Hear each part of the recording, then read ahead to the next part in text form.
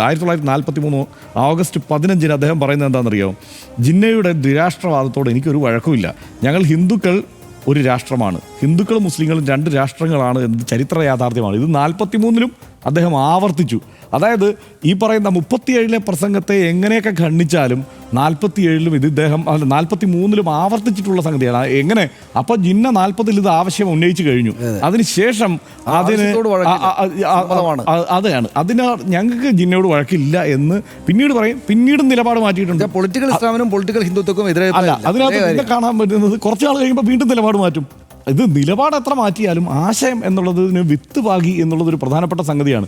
അത് മാത്രമല്ല, ഇപ്പം നോക്കിക്കഴിഞ്ഞാൽ എന്താണ്, ഇപ്പോൾ ഇവരെല്ലാം അഖണ്ഡ ഭാരതത്തിന് വേണ്ടിയിട്ടല്ലേ വാദിക്കുന്നത്. അങ്ങനെ നോക്കിക്കഴിയുമ്പോൾ നമ്മൾ വിചാരിക്കുന്നത് എന്താണ്, അയ്യോ ഈ അഖണ്ഡ ഭാരതം എന്നത്, അതായത് അങ്ങ് ഗാന്ധാരം, അതായത് എവിടെയാണ് അഫ്ഗാനിസ്ഥാൻ മുതൽ ഇങ്ങോട്ട് കിടക്കുന്ന ഈ ഭൂപ്രദേശം മുഴുവനുള്ള ഒരു അഖണ്ഡ ഭാരതം, ബർമ്മയടക്കം ഉൾപ്പെടുന്ന ഒരു പ്രദേശം എന്നുള്ള സങ്കല്പത്തിലാണ് ഇവർ നിൽക്കുന്നതെന്ന് നമുക്ക് തോന്നും.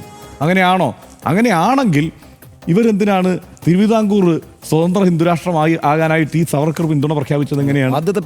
ആദ്യത്തെ പിന്തുണ സവർക്കറിന്റെയാണ്. അതായത് തിരുവിതാംകൂർ ഒരു സ്വതന്ത്ര രാഷ്ട്രമായിക്കോട്ടെ. അപ്പോൾ അവിടെ ഈ വിഭജനം വന്നില്ലേ? ഈ ഒരു അഖണ്ഡ ഭാരതം സൃഷ്ടിച്ചെടുക്കാൻ വേണ്ടിയിട്ടുള്ള പട്ടേലിൻ്റെയും നെഹ്റുവിൻ്റെയും ഒക്കെ ശ്രമത്തിനിടയ്ക്ക് ഇതങ്ങ് പൊക്കോട്ടെ എന്ന് സവർക്കർ തീരുമാനിക്കുന്നത് എങ്ങനെയാണ്? ഈ ചരിത്രം ഞാൻ പറയുന്നത്, ഇതൊക്കെ കേരളത്തിൽ പറയുമ്പോൾ ഒരു ഗുണം എന്താണെന്ന് വെച്ച് കഴിഞ്ഞാൽ ചരിത്രം വരും, ഇതൊക്കെ ചർച്ച ചെയ്യാനുള്ള ഒരു അവസരം കിട്ടും. അതായത് എങ്ങനെയാണ് ഇവിടുന്ന് വിചിത്രമായ കത്താണ് ഇവിടുന്ന് കൊടുക്കുന്നത്. അതായത് തോറിയം ഇഷ്ടം പോലെ ഉണ്ട് കേരളത്തിൽ, അതുകൊണ്ട് ഈ തോറിയം നമ്മൾ കയറ്റുമതി ചെയ്യും അങ്ങോട്ട്. എന്തിനാണ്? ആണവായുധങ്ങൾ ഉണ്ടാക്കാൻ ഈ തോറിയം ഞങ്ങൾ തരാം എന്ന് റൂസ്വെൽറ്റിന് കത്തെഴുതുക ചെയ്തത് തിരുവിതാംകൂർ രാജാവ്. അന്ന് കത്തെഴുതിയിട്ട് എന്നിട്ട് ഞങ്ങളെ സ്വതന്ത്രമായി നിൽക്കാൻ ഞങ്ങളെ സഹായിക്കണം എന്നാണ് റൂസ്വെൽറ്റിന് കത്തെഴുതുന്നത്. അതിനെ സഹായിക്കുകയാണ് ഈ ഒറ്റ കാര്യം കൂടെ പറയാൻ ശ്രമിക്കുക, അതിനെ സഹായിക്കുകയാണ് ഇവിടെ ഈ സവർക്കർ ചെയ്യുന്നത്.